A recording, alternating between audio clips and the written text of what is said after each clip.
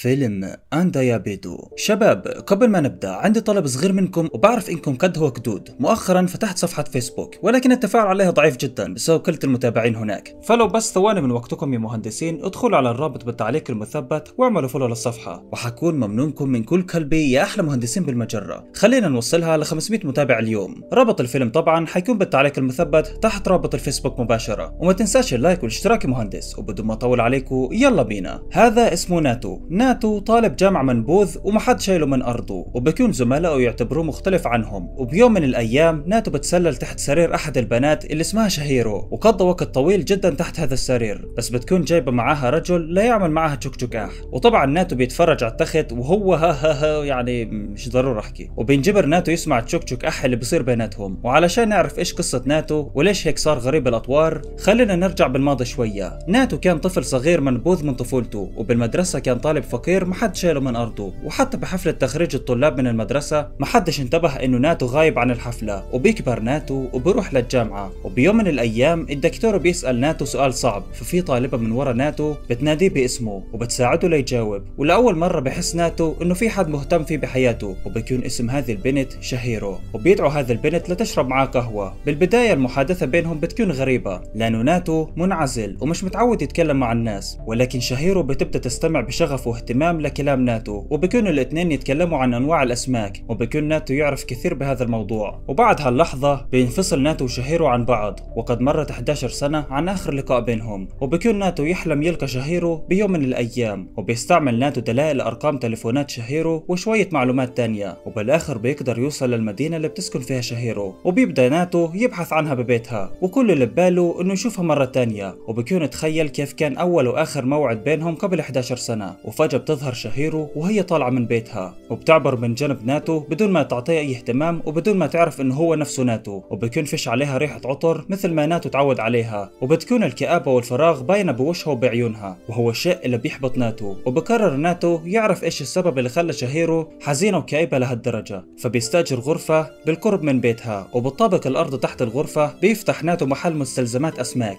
وبهيك بيقدر ناتو يأمن إقامته بجانب حبيبته السابقة شهيرو. ناتو مهووس جدا بشهيرو لدرجة إنه ضل يفكر فيها دون انقطاع ل 11 سنة، حتى إنه بياخذ الصورة الوحيدة اللي صورها إياها من أيام الكلية وبيعملها صورة كبيرة وبحطها على حائط غرفته. وكمان بيجيب تمثال لبنت وبيلبسها نفس الملابس اللي كانت شهيرو تلبسها أيام الكلية. وبيتذكر نفسه لما زار بيتها من زمان وجاب لها حوض أسماك كهدية. وبيبدأ ناتو يراقب شهيرو من شباك غرفته بالمنظار، وبيشوف كل الغرف اللي ببيتها. وبيدرك ناتو بالآخر إنه شهيرو متزوجة وعندها طفلة صغيرة. وبالليل بيكمل ناتو تجسسه على شهيرو، وبيشوفها وهي طالعة من الحمام، وفجأة بتسقط منها من شفتها. وبيستغل ناتو الفرصة وبيبدأ ياخذ شوية صور ليها. وبيستمر ناتو يراقب شهيرو من غرفته لمدة 10 أيام. وباليوم العاشر بيرجع كونتارو اللي بيكون زوج شهيرو من رحلة العمل اللي استمرت أسبوعين. وبينما بياكلوا مع بعض كونتارو بيرشق وجه شهيرو بالشراب، وبيضربها وبوقعها على الأرض، وبيكمل ضرب فيها. فبيشعر ناتو بالغضب والسخط الشديد، بس بيدرك بأنه ما بيقدرش يساعدها بأي طريقة أو أي شكل من الأشكال. وباليوم الثاني بيتصرف كونتارو وشهيرو بشكل طبيعي وكأنه ما صارش أي شيء قبل يوم، بس الكدمات بتكون واضحة جدا على وجه شهيرو. وبعدها بقرر ناتو يبعت بوكيت ورد لشهيرو بالعاشر من كل شهر مع رسالة. وبيبعت أول بوكيت ورد لبيتها وبيهرب علشان يجذب انتباه شهيرو للرجل الغريب اللي بيبعت لها بالرسائل. بس بينصدم ناتو لما يشوف شهيرو بترمي بوكيت الورد بالزبالة علشان تتجنب الفضيحة أو مشاكل أكبر مع زوجها. وبيبدأ ناتو يتذكر الكيفية اللي صار فيها مهووس بالأسماك من صغره، وبأنه بيعرف كل شيء عنهم. وفجأة بتزور شهيرو وبنتها الصغيرة ناتو بمتجره، وبتكون لساتها بتحب الأسماك بس ما عندهاش فلوس تشتريهم. وبتكون مش عارفة إنه اللي أمامها هو ناتو اللي بيحبها من زمان. فبقرر ناتو إنه يعطيها حوض سمك مجاني وأسماك مجانية كمان. ومش بس هيك، هذا بيساعدها إنها تنقل حوض الأسماك لبيتها. وبتدخل شهيرو لأحد الغرف ببيتها، فبيستغل ناتو غيابها وبيسرق أحد مفاتيح بيتها علشان يقدر يدخل ويتسلل لبيتها بأي وقت هو عاوزه. وبيستمر ناتو بمراقبتها، وبيدرك إنه لساته بحبها وعاوز يكون معاها على الرغم من إنها متزوجة. وبيحط ناتو جهاز تنصت بأحد الولاعات وبيحطها ببيت شهيرو بدون علمها. وبالعاشر من الشهر التالي بيرسل ناتو بوكيت ورد تاني لشهيرو، بس شهيرو كالعادة بترمي البوكيت بالقمامة. وبالليل بتكون شهيرو مع زوجها اللي رجع من الشغل، وبتقعد شهيرو على ركبها أمامه وبتبوس قدمه وبتلعقها يا للسادية. وعلى الرغم من هيك بيستمر كونتارو يضرب مراته، وبتفضل شهيرو تقول له إنها بتحبه وبتعمل له الشيء ما ينفعش يتقال إطلاقا. وبيكون ناتو يسمع صرخات شهيرو وهو يشعر بالألم ويتذكر ذكرياته معاها، وبيشعر ناتو مرة تانية بالتجاهل وبأنه فقط عبارة عن حشرة تحت صخرة، وبيبدأ يحس بأنه الإنسان الوحيد اللي مجبور يعيش بهذا الشكل بكل العالم. وبيكون حزين جدا لأنه شهيرو هي الإنسان الوحيد اللي حبته وشالته من أرضه ونادته باسمه بالمحاضرة قبل 11 سنة، والحين بيسمعها وهي تعمل تشوك أح مع كونتارو وهو بيتعذب وبيتألم من جواته. وبيكون ناتو مسجل تسجيل صوتي لشهيرو لما كانت تعمل تشوك أح مع زوجها كونتارو، وبيبدأ ناتو يسمع هذا التسجيل زي الموسيقى مريض.